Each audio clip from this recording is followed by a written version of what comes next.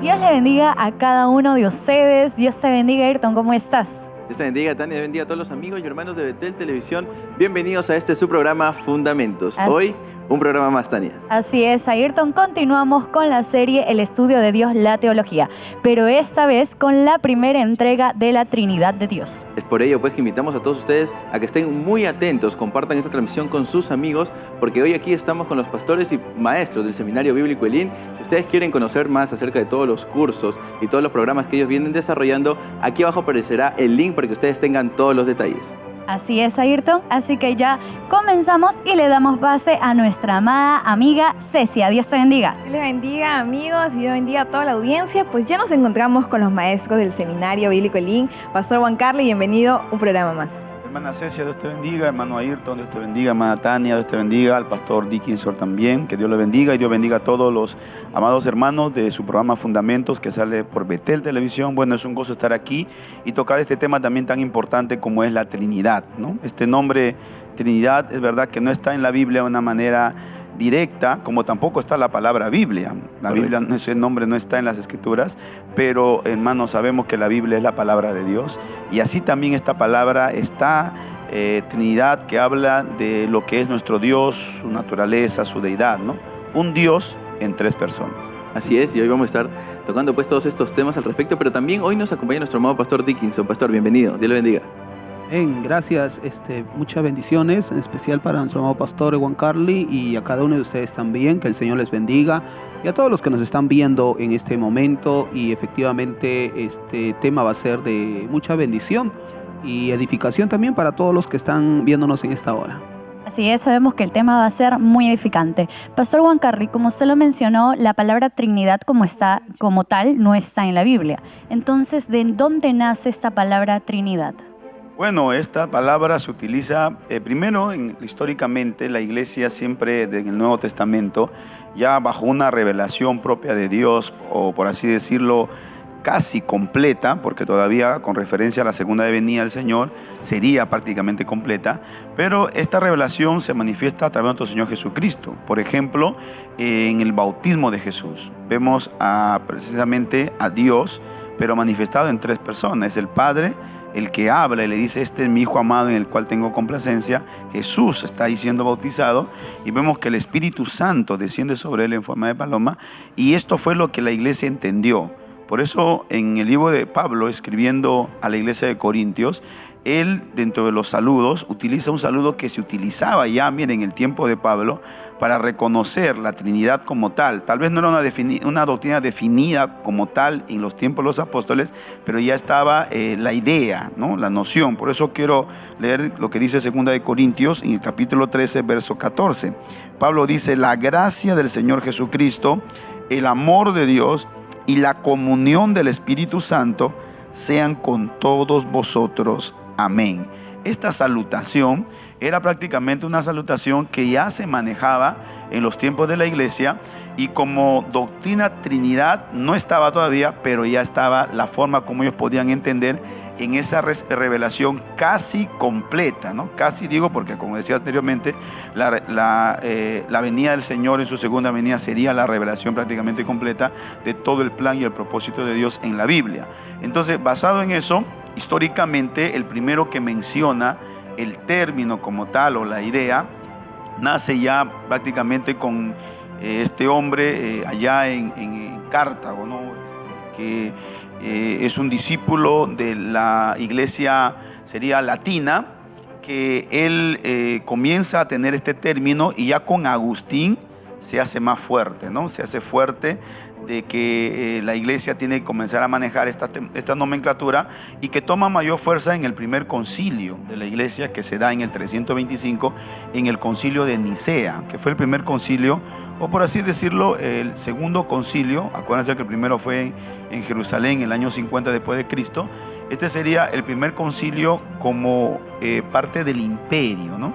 Porque fue Constantino el que propició, porque Constantino, cuando él quiere pues mantener la unidad del imperio romano, y él sabía que, porque Constantino era un gran estadista, él sabía por fuentes que ya más de del 50% de la población era cristiana. Por tanto, él decía, no voy a perseguir, no voy a pelear contra ellos porque políticamente no los necesito como adversarios, sino como aliados. Entonces, por eso él manda el decreto de tolerancia en el año 313 allá en Milán, donde pone el cristianismo ya no como una religión perseguida, sino como hay una libertad de religión, libertad de conciencia. Entonces, al haber ese edicto de tolerancia, el imperio deja de perseguir a los cristianos y los cristianos ahora pueden servir a Dios con libertad. Entonces, pero luego Constantino tenía la idea, ¿no?, de poder unir al cristianismo, pero él se encuentra con un problema. Un problema que, aunque el cristianismo como tal sonaba como una unidad, pero él se da cuenta que dentro de la propia iglesia cristiana habían diversas variantes doctrinales en algún punto. Y el primer punto importante fue esto, ¿no?, hablando de la deidad de nuestro Señor Jesús. Entonces, porque habían grupos muy fuertes, como el grupo arriano, que ellos pues negaban la deidad de Jesús, pero hubo un grupo fuerte allá en Alejandría, con Atanasio, que él defendía fuertemente la doctrina de la Trinidad, y él decía que Dios es uno, pero en tres personas. Entonces, ¿qué hace Constantino? Dice, no, voy a financiar un concilio con más de 500 obispos de todas partes, y para que se reúnan y arreglen este problema. Y hagamos un consenso. Algo difícil, pero sí es cierto. ¿Por qué se le hace tan complicada a la mente humana, pastor, el poder entender acerca de la Trinidad? Porque ellos piensan de que, o las personas en su mayoría dicen, entran en contradicciones, no lo entienden por sí. Claro, no, efectivamente, como dices, ¿no?, para muchos se le hace complicado entender esto, y es que realmente viendo, ¿no?, cada uno de ellos, la actualidad, van viendo muchas cosas y aún realmente esto es un misterio realmente, ¿no? Porque se habla de esto, la Biblia nos habla de esto, pero a veces es un poco complicado también poder explicar, pero a la luz de la palabra del Señor podemos estar seguros nosotros acerca de eso, ¿no?, acerca de la doctrina de la Trinidad. Van a seguir surgiendo dudas tal vez en muchas personas, van a seguir surgiendo interrogantes tal vez en muchos que no van a poder comprender a plenitud, o sea, digo a plenitud, acerca de la doctrina de la Trinidad. Pero esto se ha ido resolviendo ya, ¿no? Se ha ido resolviendo, o de alguna manera en estos concilios han sido de mucha bendición para poder esclarecer o para poder de alguna manera sentar las bases, ¿no?, para que las personas o como cristianos podamos nosotros estar basados en eso también, ¿no? Pero si bien es cierto, generan ciertas contradicciones con lo que dijo Cecia, por ejemplo, porque dicen, no, si Dios es uno, ¿por qué dicen que hay tres personas? Porque no sé si han escuchado alguna vez el decir o las frases o los nombres Dios Padre, Dios Hijo y Dios Espíritu, que yo también lo he escuchado. Entonces dicen, si hay supuestamente tres personas, entonces ¿cómo puede ser un solo Dios? ¿Y cómo pueden ser los tres en uno si cumplen diferentes funciones? Y además de eso, que esos tres siguen siendo Dios en sus diferentes personalidades, digámoslo así, ¿no? Claro, es que la Biblia nos muestra a nosotros que la unidad de Dios es una unidad no absoluta, sino compuesta. Entonces la Biblia nos muestra eso, tanto aún en la palabra del Antiguo Testamento, Elohim, ¿no?, que es la primera palabra que aparece en Génesis con referencia a Dios, es Elohim. Cuando uno ve ese panorama de la creación, de Génesis 1 hasta el capítulo 2, verso 3, dice, no, y dijo Dios. Y la palabra en el hebreo es Elohim. Es verdad que es uno de los nombres de Dios, porque el principal nombre es el que se manifiesta a Moisés, ¿no?, cuando vimos los nombres de Dios, que habla de Yahvé, ¿no?, o luego o Jehová, como le decimos nosotros hoy, y que habla pues de Dios como un ser autoexistente y eterno, ¿no? Pero Dios se manifiesta y se revela en Génesis como Elohim, y Elohim es un término plural que manifiesta, es el término plural de Eloha. Entonces luego Eloha significa en singular, él, pero Elohim es Dios como tal. Entonces este término se repite en el Antiguo Testamento más de 2500 veces, y es más, es la palabra que aparece también en el Shema de Israel en Deuteronomio capítulo 6. Entonces nos está mostrando Dios que Dios es uno en esencia, en naturaleza, pero también un plural, hay un plural ahí, o sea, hablando de que Dios ya iba a revelar, y aunque se lo revela Pero en el Antiguo Testamento es una relación progresiva, porque acuérdense que Dios está creando, pero también se habla en Génesis del Espíritu de Dios. Correcto, que Se recorría está sobre las moviendo. aguas. Y en Génesis se utiliza mucho estas formas de Dios cuando Él dice, no, hagamos al hombre, Génesis 1:26. Hagamos. Habla de un equipo, ¿no? Claro, no habla de, dice, no, háganlo. Aunque hay personas que en ese pasaje de la Biblia no tratan de refutar eso, haciendo mención, no, Dios no está hablando con las otras personas de la Trinidad, sino que está hablando con los ángeles, por ejemplo, dicen, ¿no?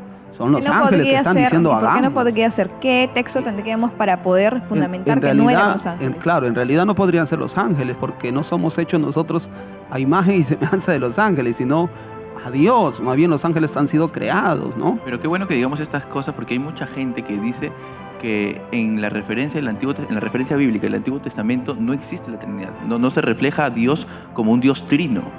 Más, se basan en una parte del Antiguo Testamento donde dice que Jehová uno es. Jehová tu Dios uno es. Exacto, se agarran de ese texto para fundamentar lo que ellos dicen, que Dios es uno solo y que no hay Trinidad. Claro, es que el texto que tú mencionas es el famoso texto conocido como el Shema de Israel, que prácticamente era lo que Dios tenía que revelar. Acuérdense que así como Dios le dio a la iglesia una misión, ¿no?, de ir por todo el mundo y predicar el evangelio a toda criatura, ¿cuál fue la misión que Dios le dio a Israel como nación?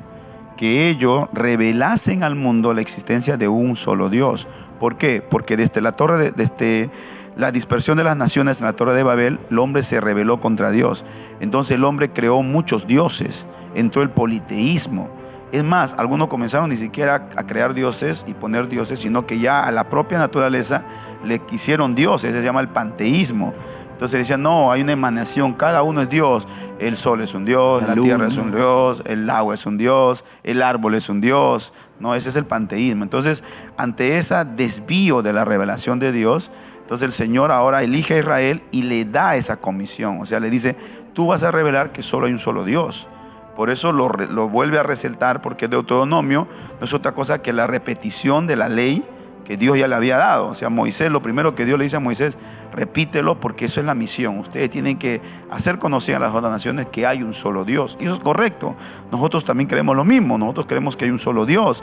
Es más, el Nuevo Testamento estaba confirmando esto. Pablo muchas veces dice, Jehová uno es también. Dios es uno. O sea, en la Biblia, en el Nuevo Testamento no contradice el Antiguo. Es más, nosotros sacamos el texto de 1 Timoteo 2:5, porque hay un solo Dios y un solo mediador entre Dios y Jesucristo. Entonces, nosotros creemos que hay un solo Dios, pero tenemos que entender que esta unidad no es una unidad absoluta, sino compuesta. Está compuesta por tres personas, el Padre, el Hijo y el Espíritu Santo. Ahora algunos dicen, oye, pero no se menciona en el Antiguo Testamento la Trinidad. Claro, he dicho desde el comienzo que empezamos que esta palabra no está en la Biblia, como tampoco la Biblia. Entonces es muy importante entender eso. Pero de que no haya indicios, por así decirlo, unidos de la palabra, no quiere decir que no existió una revelación. Por ejemplo, nosotros vemos en Génesis 1 al Padre creando, ¿no? Pero el Espíritu Santo se está moviendo. Ya vemos ahí Está dos presente. personas, está presente.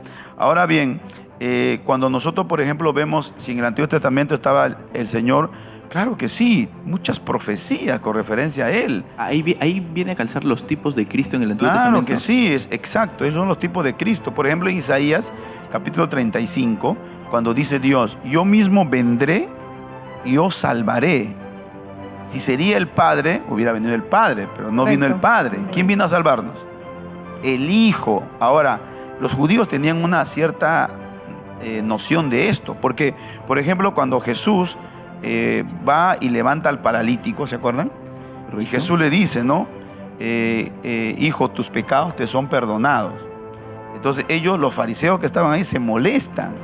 Y dice, ¿quién es este para perdonar pecados? El único que puede perdonar pecados es Dios, claro, porque en todo el Antiguo Testamento ellos esperaban la salvación de Dios.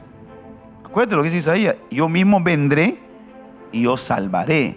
Entonces, cuando ellos escuchan a Jesús, dice, no, tus pecados te son perdonados, dice, este está loco, es Dios, ¿no? ¿Este qué se cree? ¿Dios?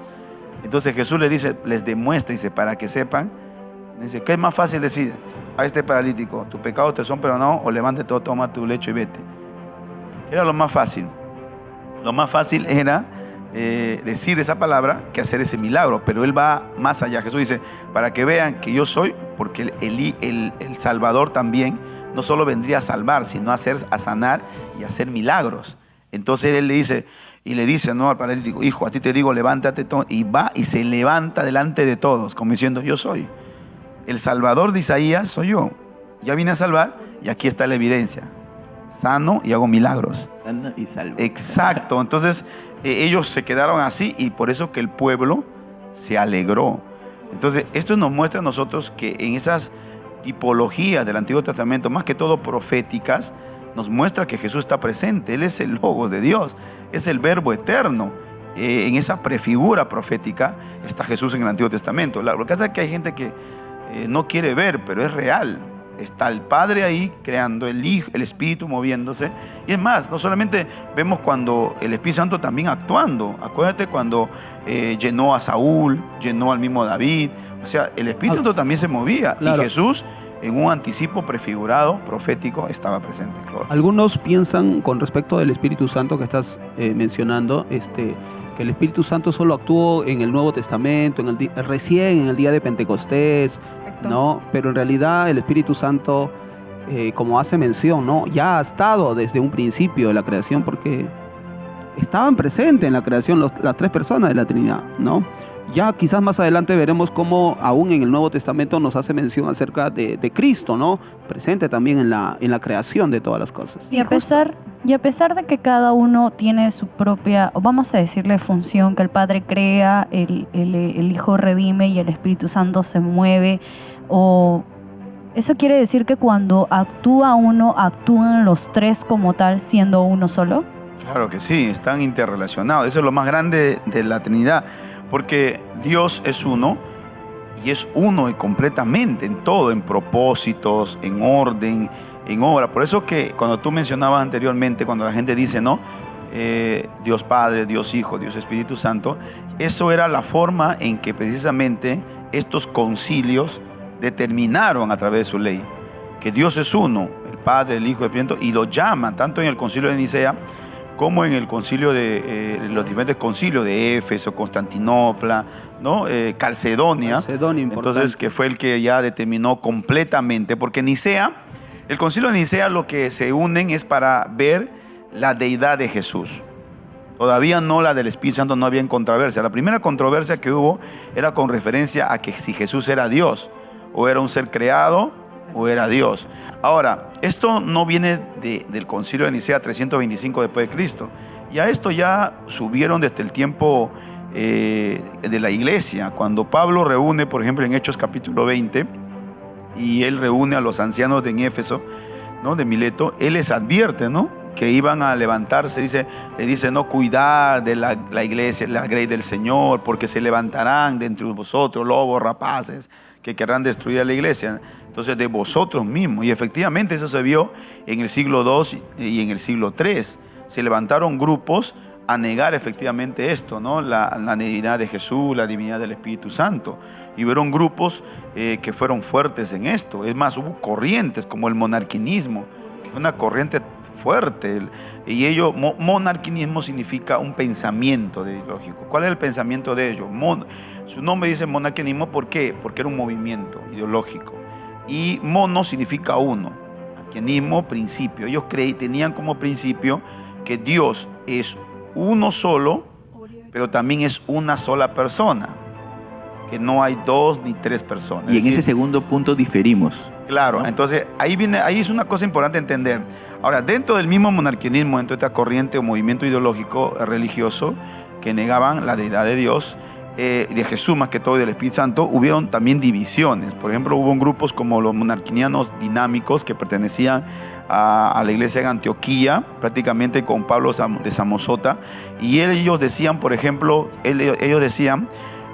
eran monarquinianos, pero bajo una forma. Ellos decían, nosotros creemos que Dios es uno, pero que ese Dios es el Padre, y que el Hijo solo es una revelación de Dios, y que el Espíritu Santo es el poder o la fuerza de Dios.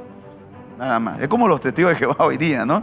Ellos también piensan casi lo mismo, que Jesús es un ser creado, y que el Espíritu Santo no es una persona, sino la fuerza de Dios, o el poder, o la energía de Dios. Pero luego estaba el otro grupo, ¿no? Que ese sí fue fuerte también. El grupo de este presbítero también llamado Sabelio, que fue un grupo muy fuerte, porque Sabelio, a diferencia de los otros, él decía, por ejemplo, que ellos también decían, Dios es uno, en una sola persona. Pero para ellos, a diferencia de los otros, era que esa única persona, Dios, era solo Jesús. Y que el Padre y el Hijo eran formas o modos, como decían ellos, como ese único Dios se manifiesta.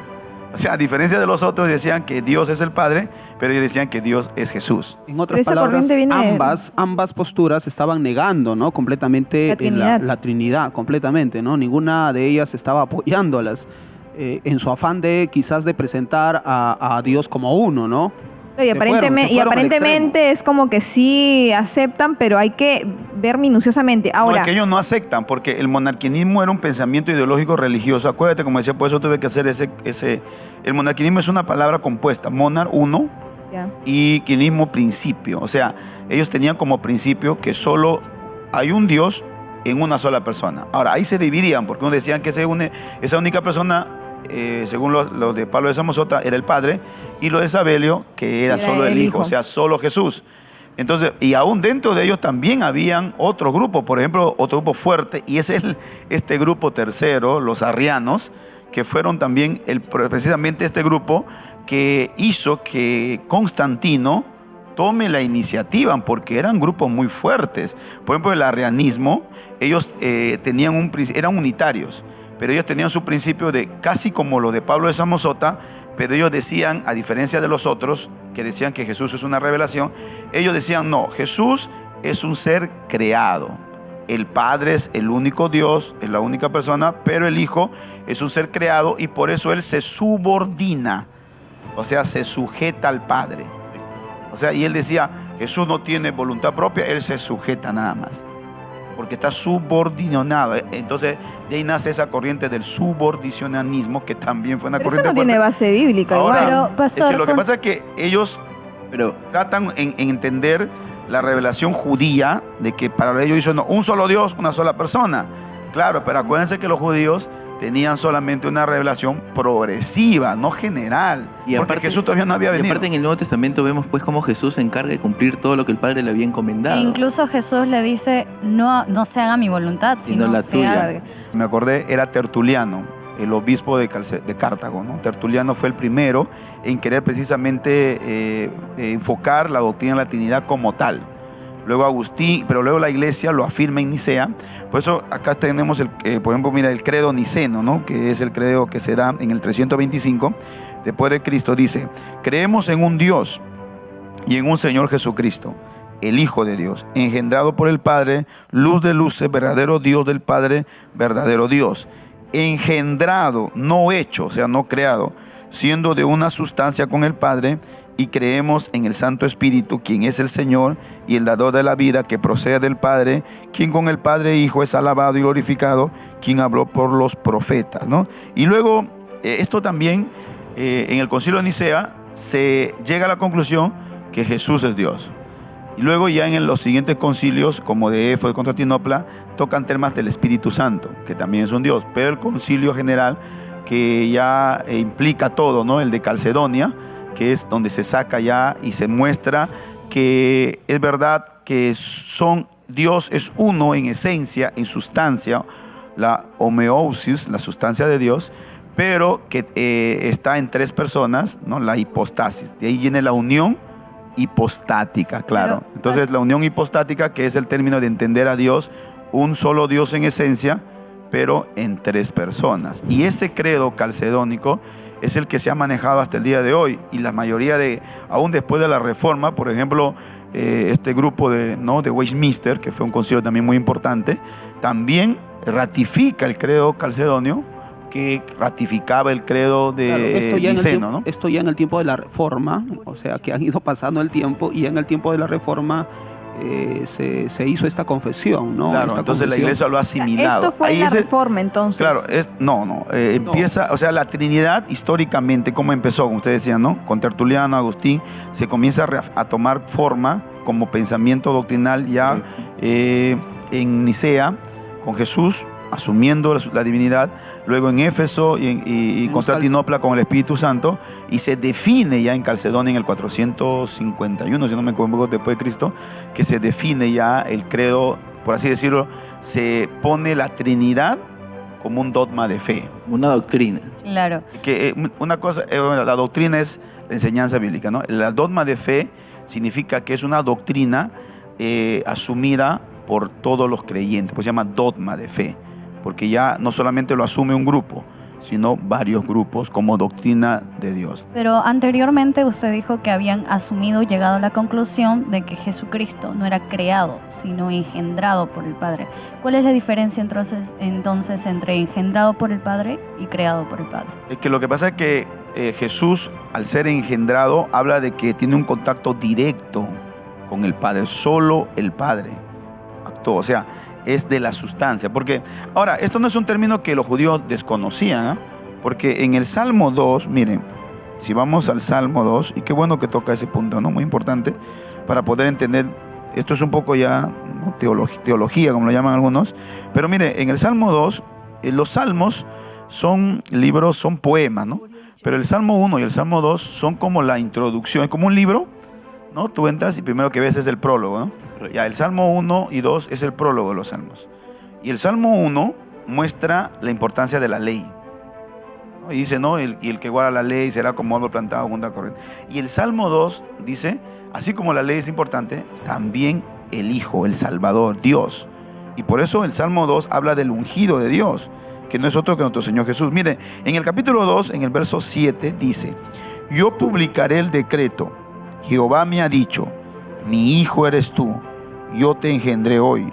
Pídeme y te daré por herencia las naciones y como posesión tuya los confines de la tierra. Dice, ya estaba profetizando que iba a venir alguien de la misma sustancia de Dios, su hijo, a quien él iba a engendrar. Por eso cuando Jesús es engendrado en el vientre de María, no hay intervención humana. Es Dios mismo interviniendo, engendrando. A diferencia de la creación, ¿no? Dios crea las cosas, pero aquí no, acá hay una engendración. Habla de algo, de una comunión directa. Por eso San Juan, cuando escribe en el capítulo 1, verso 18, dice, ¿no? San Juan capítulo 1, verso 18, dice, a Dios nadie le vio jamás, dice, ¿no? El unigénito, dice, el unigénito Hijo, en la versión antigua dice el unigénito Dios. Bueno, ¿no? Que está en el seno del Padre, Él le ha dado a conocer en el seno del Padre. O sea, habla de ¿qué? De una filiación natural de una sustancia. En este caso, Jesús es de la sustancia. Ahí viene la diferencia entre engendrado por el Padre de la sustancia del Padre. Por eso cuando esta doctrina, ya la iglesia lo entendía así. Mira, en Hebreos, para que tú te des cuenta, para confirmar esta idea, en el capítulo 1 de Hebreos, por ejemplo, cuando se refiere a Jesús, o sea, al Hijo, mire lo que dice. Hebreos capítulo 1, ¿no? Verso 3. El cual, hablando del Hijo, siendo el resplandor de su gloria y la imagen misma de su sustancia, o sea, su esencia, su naturaleza, su homeosis, como decían los griegos, su sustancia. Ahora, pastor, si bien es cierto, para ir avanzando un poquito más, Ceci habló acerca de los nombres plurales, pero antes hablamos acerca, por ejemplo, del Antiguo Testamento. Si bien es cierto, Dios se refleja o da a reflejar más la Trinidad en el Nuevo Testamento. Entonces mi pregunta es, ¿por qué no en el Antiguo Testamento, a pesar de que se va revelando progresivamente, por qué no se reveló ya como Trinidad al pueblo de Israel? ¿Por qué no lo hizo directamente? Porque lo primero directamente? que tenía que hacer es Dios afirmar al pueblo, porque ni el pueblo de Israel realmente se afirmó. Si tú lees la historia bíblica de Génesis 12 en adelante, precisamente ellos llegan a llegar a un extremo con toda esa revelación donde ellos tenían que afirmarse, pero no se afirman, porque la historia del pueblo de Israel es muy triste realmente. En el periodo monárquico vemos cómo entra en una decadencia espiritual, teniendo la ley, teniendo la revelación, pero ellos no afirmaron su corazón. Por eso vemos que ellos caen en idolatría. Mira el reino del norte. Ya en los tiempos, para que te des cuenta cómo ellos se habían apartado, que cuando aparece Elías en escena, en 1 Reyes 19, habían, dice, más profetas falsos que profetas verdaderos. Claro. 450 de Baal, 400 de Acera, o sea, 850. ¿Y quién va en nombre de Dios? Elías. O sea, era uno entre 850. ¿Por cuánto de probabilidad tenía que venza? A veces nosotros no tenemos que sentirnos menos cuando hay más gente que puede estar en la mentira, en el engaño. Mientras tengamos a Dios y al Espíritu Santo, Elías nos demuestra que es Dios, el Dios vivo a quien servimos, siempre va a honrar. Y por eso Él reta a esos falsos. Pero mire, si te das cuenta, dice, pero ¿cómo el pueblo de Israel puede llegar a permitir esto? Dice, y Elías le dice, ya no claudiquéis, le dice, o sea, en dos pensamientos. Si Jehová es Dios, servidle. O sea, ni siquiera ellos habían afirmado. Entonces, yo creo que lo que Dios quería con ellos para no es confundirlos, reafirmarles. Entonces, claro que sí, reafirmarles. Y eso se nota porque los juicios, por así decirlo, de Dios, tanto para el reino del norte, utilizando los asirios, y el reino del sur, utilizando a los babilónicos, fue como un laxante para Israel con esto. ¿Sabe por qué? Porque después del exilio, hasta el día de hoy, mira, hasta el día de hoy, estamos hablando más de 2.500, 2.600 años de historia hasta hoy, Israel se ha vuelto firme. O sea, eso es corrección de Dios, porque Dios dice, al que ama corrige. Utilizó esas naciones, que algunos lo dicen, fueron las correas de Dios para con Israel, para que ellos se eviten de ese veneno de la idolatría que tenían, y luego ellos fueron purificados, porque después del exilio, ellos vuelven a la revelación del único Dios, pero ahora con la promesa de que ese Dios vendría y los salvaría. Entonces ya después del exilio, en ellos ya está la idea de que Dios vendrá y nos salvará. El Mesías vendrá. Correcto. El Hijo de Dios, Adonai vendrá y nos... O sea, ya la mentalidad de ellos es otra. Pero ahora otra vez Y se cayeron va preparando el escenario, ¿no? otra vez cayeron en el error y piensan que aún no han venido. Pero igual vale. eso tiene que ver mucho, la pregunta tiene que ver mucho con el contexto, ¿no? Como bien decía el pastor Juan Carly, estaba en ese momento Israel llena de muchas corrientes, de muchos dioses, abundaba mucho el politeísmo, y era necesario que Dios pues sea veraz y le diga, oye Israel, Jehová tu Dios uno es, ¿no? Es por eso que dice el texto en Deuteronomio. Todavía le dice, y las repetirás a tus hijos. O sea, ahí había una responsabilidad, pero ellos no hicieron. Por eso es que vemos ese declive espiritual. Y después del exilio ellos entendieron ya y se mantuvieron fiel. Pero ahora se añade, o sea, ya no solamente es Dios, sino Dios mismo vendrá. O sea, la idea de ¿qué? De un Salvador, del Hijo. Y por eso esto es muy fuerte. Tal vez muchos no lo entienden, pero para el tiempo de Jesús, si algo es esta corriente mesiánica. Porque tú le ves a Ana, a la anciana Ana, a Simeón, dice que hasta Dios le dice, no van a morir si ustedes no ven al Hijo de Dios. Luego vemos a los hermanos a los discípulos de Jesús, ¿no? Andrés le dice a Pedro, hoy hemos encontrado al Mesías.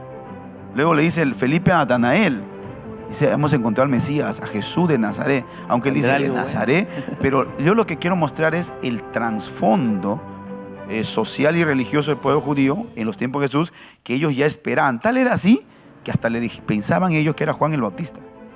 Y le decían, ¿tú eres el Cristo? ¿Tú eres el Cristo? Y decían, no, no soy. Entonces, ¿tú quién eres? Ah, no, yo soy una voz que clama en el desierto y que prepara. ¿No?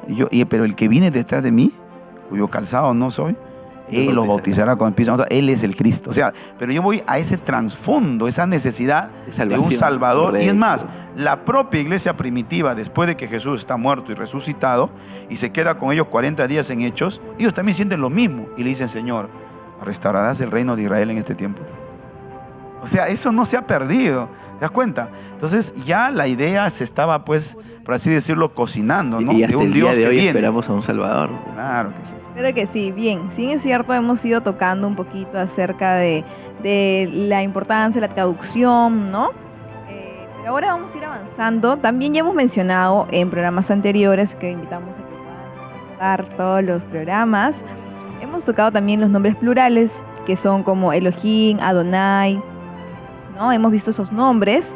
De repente podemos dar una mención pequeña claro, es que de cuando eso. se utiliza las expresiones, más que todo, ¿no? Son expresiones plurales, ¿no? Cuando Dios dijo hagamos al hombre, es plural, hablando de Dios, ¿no? Yo creo que ahí habla del Hijo y del Espíritu Santo.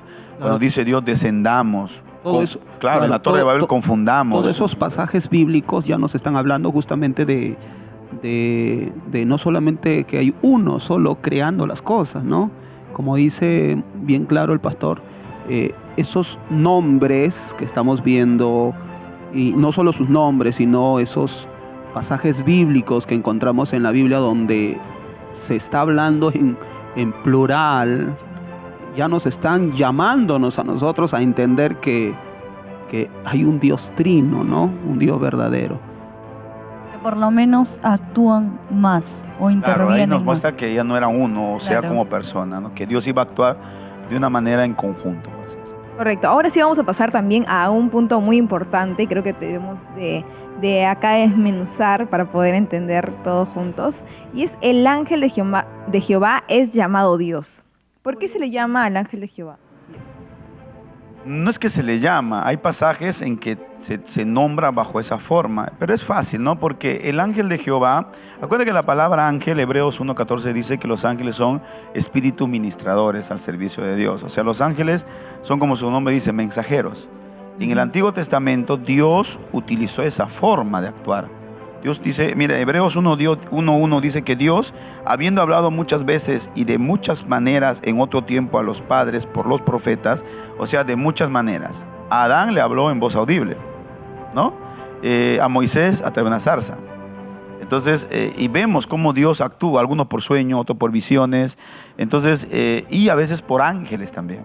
Entonces, pero la Biblia nos habla de un personaje que se llama el ángel de Jehová, que es como que es el ángel que va a dar mensajes muy significativos. Cuando tú ves al ángel de Jehová, está entregando mensajes muy poderosos. Es como que el mensajero real, por así decirlo. Así es. Por eso algunos teólogos creen que el ángel de Jehová es Gabriel, que fue el que llevó el mensaje también a María. a Daniel también, a Daniel en cierta medida. Y tú lo ves al ángel de Jehová en eventos muy importantes. No en cualquiera, sino en eventos muy importantes. Entonces, ahora bien, pero, pastor, ¿es Jesús, es Dios? No, porque en el libro de Hebreos, en el capítulo 1, mira, y Hebreos, o sea, el que escribió Hebreos no era cualquiera. Él escribe Hebreos para demostrar la superioridad de Jesús sobre todos. No se sabe quién. Exacto, entonces por eso él empieza en el capítulo 1, dice, y muestra, ¿no?, que Jesús es superior a los ángeles, por eso no es un ángel. Dice en el capítulo 1, verso 5, dice, porque ¿a cuál de los ángeles dijo Dios jamás, mi hijo eres tú, yo te he engendrado hoy? Y otra vez, yo seré a él por padre y él me será por hijo, dice. Y otra vez cuando introduce al primogénito en el mundo, dice, adórenlo todos los ángeles de Dios. O sea, él está diciendo que Jesús es superior a los ángeles, por ende, no es un ángel, pues si no, no tiene coherencia el texto, ¿no? Entonces, el ángel de Jehová, sí es un ángel para mí especial, mensajero propicio, no sé si será Gabriel, pero está en los eventos importantes. Ahora, ¿pero por qué toma el nombre de Dios? Porque los mensajes que da, por eso digo, es tan trascendental, porque es un mensaje de Dios directo. Ahora, Porque mira, el mensaje que Dios le da a María es un mensaje de Dios. ¿No? Dios vendrá, el Espíritu Santo vendrá sobre ti y el poder del Altísimo te cubrirá. Es trascendental. pastor, Eso no y es cualquier entonces, cosa. ¿de dónde vienen las corrientes fuertes de que es Jesús el ángel de Jehová? ¿Por qué? Porque, por ejemplo, en el Antiguo Testamento, cuando el Señor se le aparece a Abraham, en todo caso, cuando se le presentan antes de pasar a Sodoma, dicen que a Jesús lo pudieron llamar el ángel de Jehová porque en ese tiempo no lo conocían. Es decir, el autor que escribió esos libros no conocía a Jesús en el Nuevo Testamento. Entonces, como no lo conocía, le puso el ángel de Jehová. Es que lo que digo, yo creo que la Biblia no se contradice. Si algo aprendí estudiando hermenéutica, el exégesis, es que la Biblia no se contradice. Más bien la Biblia, el Nuevo Testamento, complementa al Antiguo. Entonces, a veces hay cosas en el Antiguo que no está. Acuérdense que el Antiguo es una revelación progresiva y el Nuevo complementa esa revelación. Por ejemplo, mira, si tú le dices a Jod que vivió 2000, algunos dicen 1800, que se escribió, otros dicen 2200. Bueno, entre ese laxo está escribiéndose el libro de Jod, porque sí hay muchas características de una época patriarcal. Ahora, Jod tenía una revelación también, por ejemplo, de la redención del cuerpo. Él dice, yo sé, Jod 19, ¿no? Hasta nosotros lo cantamos, ¿no? Yo sé que mi Redentor vive y que aún del polvo de la tierra Él me levantará. Claro. Pregunta, ¿a quién le reveló eso? De que un día vamos a ser transformados. Tenía la revelación, pero él podía decir, ¿y cómo va a ser Jod? Él no podía decirlo. Él solamente tenía esa promesa de la redención del cuerpo, de la resurrección, que era lo que también se manejó en los judíos, porque cuando Jesús le dice a María, le dice, ¿tú crees que yo lo puedo resucitar a tu hermano? Sí, en la resurrección postrera. O sea, la resurrección era un tema que los judíos lo manejaban. Y los fariseos lo manejaban más todavía, aunque los saduceos no lo creían. Pero Jod, tú le decías a Jod, ahí si estabas con él, Claro. le decía Jod, ¿y cómo va a ser? Entonces él, ¿qué te decía? Bueno, no puedo decirte porque hasta ahí nomás sé. Pero si Jod hubiese leído 1 Corintios 15 Claro. de la resurrección, Los muertos. ya ves, Ya, eso es lo que quiero mostrar. Ese es que- el ejemplo claro de lo que es Exacto, lo de que la quiero- revelación progresiva y que que se conforme complementa. va avanzando el tiempo, uno va entendiendo más y más y más. Hoy nosotros tenemos toda la Biblia. Gracias a Dios, ¿no? completa. Gracias a Dios. Y por eso lo vemos que- de un panorama más claro. ¿no? que es clarísimo. Entonces, lo mismo pasa en estos temas. Entonces, hay una revelación. Entonces, cuando Dios en Hebreos, porque el escritor de Hebreos es un... Algunos creen que es Pablo, y porque es un hombre que conoce la ley judía, el trasfondo judío, un hombre muy preparado, porque entendió en esencia lo que representaba la ley. Hay muchos tipos ahí en Hebreos que lo complementa. Él dice, esto pasó aquí porque esto va a ser Dios. O sea, es muy bonito el libro de Hebreos, los recomiendo estudiarlos. El otro día un hermano me puso en su Facebook, decía, ¿no? Leamos Hebreos, así, porque es muy hermoso, realmente, si uno lo entiende o dice, ves los tipos, como lo llamamos nosotros en tipología, y los antitipos. Es una cosa maravillosa. Ahora bien, era un hombre conocedor, entonces él está escribiendo lo que conoce. Él dice a ninguno de los ángeles. Ahí ya descarta a Jesús como un ángel. Ahora, el ángel Jehová yo creo que es un mensajero especial, que trae mensajes especiales y que a veces toma el nombre tan especiales que él puede tomar el nombre de Dios. Y en Claro. cierta medida recibe adoración, sí, porque no es él el que recibe. La persona, acuérdense que los judíos están recibiendo un mensaje de Dios y los judíos al adorar no están adorando al ángel, Claro. están adorando a Dios. Pero, pastor, eso puede ser un poco contradictorio porque van a decir, supuestamente, tiene que rendir, no supuestamente, tiene que rendir adoración solo a Dios. Sí, pero para los judíos entendían que el mensaje era de Dios y que el nombre que estaban tomando era Dios. Mira, es que nosotros no somos como los judíos. En Ya. la cultura oriental es diferente el contexto. Y así se debe estudiar la Biblia en un contexto hebreo. Porque, por ejemplo, el ejemplo más claro a veces que cuando me preguntan esto es, por ejemplo, lo que pasó con Moisés. Moisés está apacentando las ovejas en Madián y ve una zarza que ardía, pero que no se consumía. Y lo ve y saca su hora y dice, ya 1 hora, 2 horas, no se consume. Entonces él se acerca a la zarza y cuando se acerca escucha una voz que le dice, ¿qué le dice? Quita el Moisés, calzado. Moisés, quita el calzado de tus pies, porque el lugar que pisas santo es. Y comienza a hablar y dice, ¿tú quién eres? Yo soy el Dios de tus padres, Abraham, Isaac. Pero Esteban, el primer diácono y mártir, cuando él va al Sanedrín y lo confrontan para juzgarlo, él menciona, como luego Pablo y otros judíos más, que el que habló en la zarza era un ángel.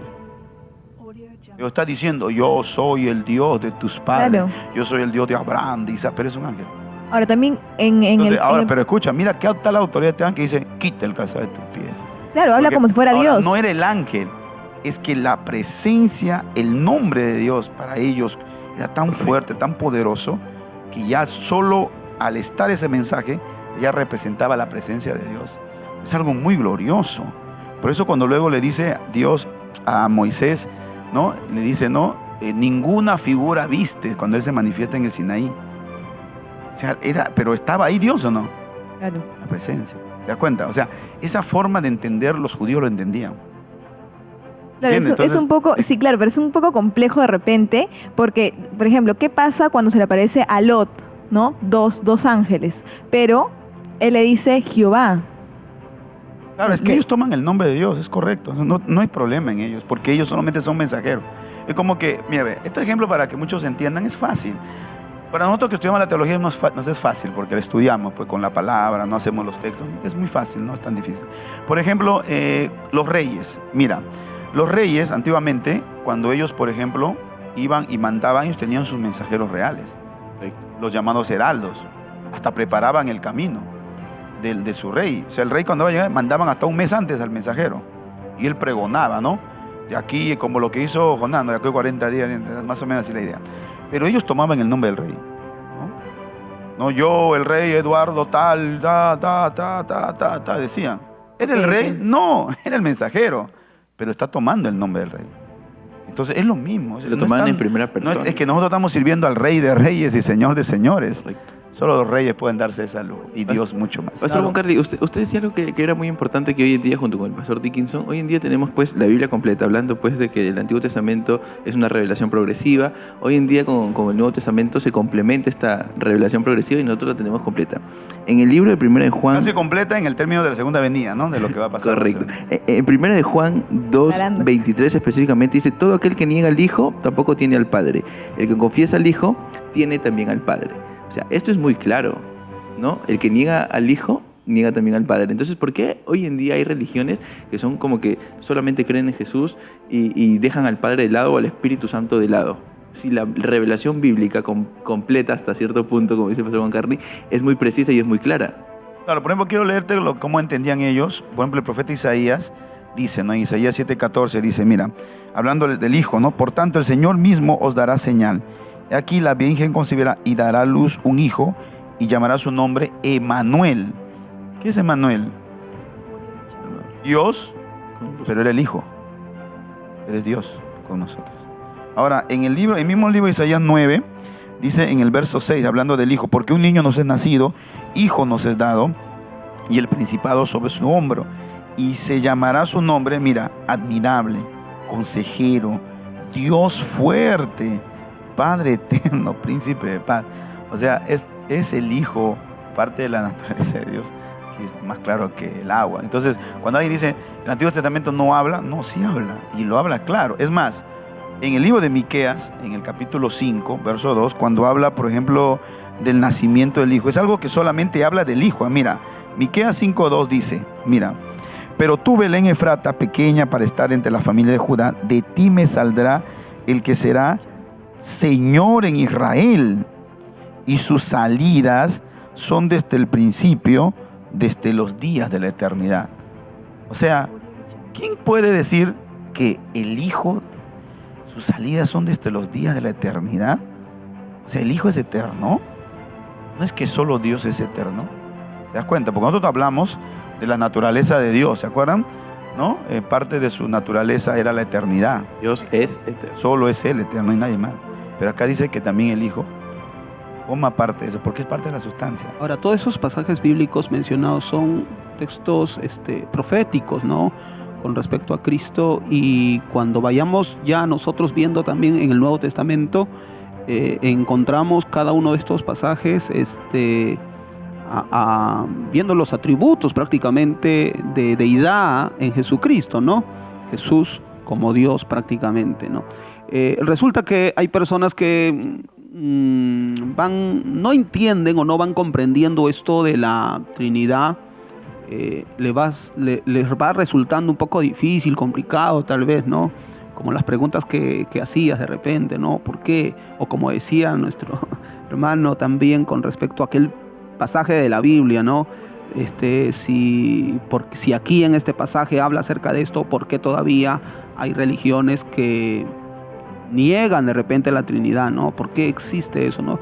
Quizás por una mala comprensión al pasaje bíblico, o tal vez que de alguna manera no lo consideran, no lo consideran estos pasajes bíblicos como parte de la Trinidad, ¿no? Para otras cosas tal vez, ¿no? O de repente solamente se dejan guiar por los líderes y no estudian realmente la palabra de Dios. Puede ser también esa una respuesta válida, ¿no? También existe eso, ¿no? Pero por eso es importante ir conociendo cómo la iglesia a lo largo del tiempo ha ido resolviendo esos problemas y esas dudas también, ¿no? Con estos concilios que han ido surgiendo, que se ha mencionado al principio, ¿no? El concilio de Nicea, el concilio de Calcedonia. Entonces cada uno de estos concilios también ha habido personas en aquellas épocas con esas mismas preguntas, con esas mismas dudas, y no solamente con dudas, sino con posiciones que ya iban tomando, pero Dios ha permitido de alguna manera que se lleve a cabo todos estos concilios. ¿Para qué? Para para mantener la unidad y poder resolver todas estas cosas, ¿no? Y esto nos ayuda también a nosotros, ya que la doctrina de la Trinidad es importantísima y es algo importante para nosotros como cristianos, ¿no? Muy importante. La frase que usualmente escuchamos es que es la piedra angular del cristianismo. Sí, de nuestra fe. Entonces creo que es muy importante que el creyente, el cristiano, esté pues con esa buena base y ser seguro y también estudiar a profundidad la palabra de Dios, porque hay tantas corrientes que aparentemente sí presentan como que consideran la Trinidad, pero realmente no, lo solo Jesús y todos ellos. Entonces, como que no te das cuenta a primera instancia de que si respetan la Trinidad o creen la Trinidad o no. Y entonces, ¿cómo son consideradas las personas que no creen en la Trinidad? ¿Anatemas? ¿Hay algún juicio, algún castigo, algo No, para aquellas personas? Ninguno, porque la iglesia, bueno, en la historia de la iglesia siempre ha habido diferencias, ¿no? Entonces, no es de ahora, o sea, nosotros a veces desconocemos un poco la historia y como dicen este dicho que a mí me gusta mucho, ¿no? El pueblo que no conoce su historia está propenso a cometer los mismos errores. Entonces, si los creyentes pues deberíamos estudiar mucho la historia de la iglesia, porque ahí nos damos cuenta que al comienzo hubieron diferentes corrientes en diferentes áreas, pero lo que uno buscaba siempre era que el amor de Dios pueda ayudarnos también a enseñarlos a ellos, ¿no? Y hablar. Por ejemplo, entre ellos habían estas diferencias, pero nunca pues había odios, venganza, ni deseo de Pero, Pastor matar. Juan Carlos, No, porque pueden haber ciertas diferencias pues, en temas, no sé, netamente doctrinales, ¿no? Uno puede tener una postura, otra postura, pero en este tema, negar al Padre, negar al Hijo o no estar afirmando la Trinidad es un tema de salvación. Quien no cree en Jesús, quien no cree en que hay un Padre, no va a entrar al cielo. Entonces, en este tema hay que tomar una posición. Sí creen en Jesús, sí creen en Jesús, sí creen en el Espíritu Santo. Lo que pasa es que ellos, muchos no lo aceptan como un ser divino. Ese es el punto, nada más. Porque ellos creen en Jesús, lo creen como Salvador, pero no lo creen como un ser divino o como una persona. Por ejemplo, en el caso de Jesús, que fue el primer punto, es que no creían que era un ser divino. Y en el caso del Espíritu Santo es que no era una persona, sino una fuerza. Correcto. ¿Te das cuenta? Son cosas diferentes. Pero ¿esto repercute en su salvación? Yo creo que sí, de una manera directa, porque si ellos reconocen, porque acuerden que es Dios el Salvador, y Jesús es el Salvador. Claro, y como dice Ceciano, justamente me acabo de acordar de un aire libre que estábamos pasando con la iglesia y una señora comienza a decir, yo no sé en qué ustedes, el Dios que predican, porque dicen que hay Jesús, dicen que hay Espíritu Santo, yo solamente creo en un solo Dios. Nos acercamos, me acuerdo con mi hermana, le dije, señora, le traté de enseñar 1 de Juan 5:7, donde habla acerca de la Trinidad, por lo menos que 3 son los que dan testimonio en el cielo, y dice, no, yo no creo en eso, simplemente creo en un solo Dios y ya. Y se cerró y no quiso escuchar más. Pero claro, es correcto, pero nosotros también creemos un solo Dios. Si a mí me dicen, claro, yo creo en un Dios, yo obvio. también le digo. Eso es lo que comentaba con el pastor Dickinson antes del programa, porque yo decía, pastor, yo tengo la bendición de haber nacido en un hogar cristiano y a mí siempre me educaron con la Trinidad, pero claro, no me educaron en una fe pues hueca, sino que siempre al texto bíblico, ¿no? A lo que voy es que si a mí me lo presentan así, en un aire libre, yo de inconverso digo, claro, o sea, en la mente finita de un ser humano es como que un poco complejo poder aceptar que son 3 en 1, o sea, es un poco complejo. Pero también hay que entender algo, en un aire libre no se enfoca mucho en temas para aclarar, claro. en el aire libre evangelístico. Claro, lo para único aclarar. que se habla es que Dios es la salvación, Claro. nosotros creemos solo Dios y que Dios envió a su Hijo Jesucristo como nuestro Salvador. O sea, cuando alguien te dice así, yo creo en un Dios, yo siempre, me acuerdo en la universidad era así, en la universidad habían esos ataques. Yo también creo. Y venían y me decían, yo creo en un Dios, yo también. Y me decían, no, tú crees en 3 dioses. No, yo creo en un solo Dios. Dame la Un mano, solo somos Dios, hermanos. pero es una unidad compuesta que está compuesta en su esencia como sustancia en el Padre, el Hijo y el Espíritu Santo. Así es, para aclarar un poquito acerca del aire libre, estábamos predicando obviamente a nuestro Señor Jesucristo, la salvación y todo lo demás. Al parecer la señora tenía algo de conocimiento, dijo, ustedes son cristianos, pues ustedes predican de 3 personas, y yo también ahí le dije, no, nosotros creemos en Dios, también en un solo Dios. Y bueno, ya, y todo lo demás. Y ahí se desarrolla el tema. Claro, tendrá una postura pues antitrinitaria, ¿no? Porque los que es claro, puede ser unitario, pero modalista, ahí es importante que igual el creyente esté preparado para poder responder sabiamente, claro porque que sí. si te toca a alguien que no sabe responder eso, entonces como que quedas como que no sabes nada ni qué profesas por Correcto, fe, sí, ¿no? siempre, Entonces, siempre preparados para presentar defensa. Bueno, pastores, la hora nos ha ganado. Siempre pues aquí el tiempo en Fundamentos pareciera que vuela por este conversatorio tan interesante que hemos tenido a través de la Trinidad. Esperamos pues que todos los amigos y hermanos de Betel Televisión pues hayan estado pues ahí anotando, que compartan esta transmisión y que hayan podido hacer este programa acerca de la Trinidad de mucha bendición para ustedes. Pastor Juan Carlos, unas últimas palabras finales. No solamente decir este saludo, ¿no? Que la gracia del Señor esté con todos, el amor del Padre y el poder del Espíritu Santo, ¿no? Que nosotros como creyentes creemos en un solo Dios, amén, pero que ese Dios es Padre, Hijo y Espíritu Santo. Y está para bendecirnos, para salvarnos y para darnos la vida eterna que tanto anhelamos. amén, pastor. Denos unas últimas palabras para toda la audiencia que está escuchando y está ansioso de querer conocer un poquito más acerca de la Trinidad. Amén. Sí, efectivamente este tema es, como hablamos, es de vital importancia para cada uno de nosotros como creyentes en el Señor. Y creo que vamos a tener más luz todavía cuando entremos a los pasajes bíblicos o qué nos dice la Biblia en el Nuevo Testamento con respecto a la Trinidad. Así es, y bueno, como dijo Ayrton, este programa nos ha quedado pequeño, pero recuerden que solamente es la primera entrega, ya viene la segunda parte de este tema. Así es, como bien lo decía el pastor Dickinson, nosotros tendremos pues la segunda entrega de la Trinidad el próximo miércoles, aquí en Fundamentos y solo por Betel Televisión. Así es, Ayrton, porque donde hay fundamentos, Todo crece. Que Dios les bendiga.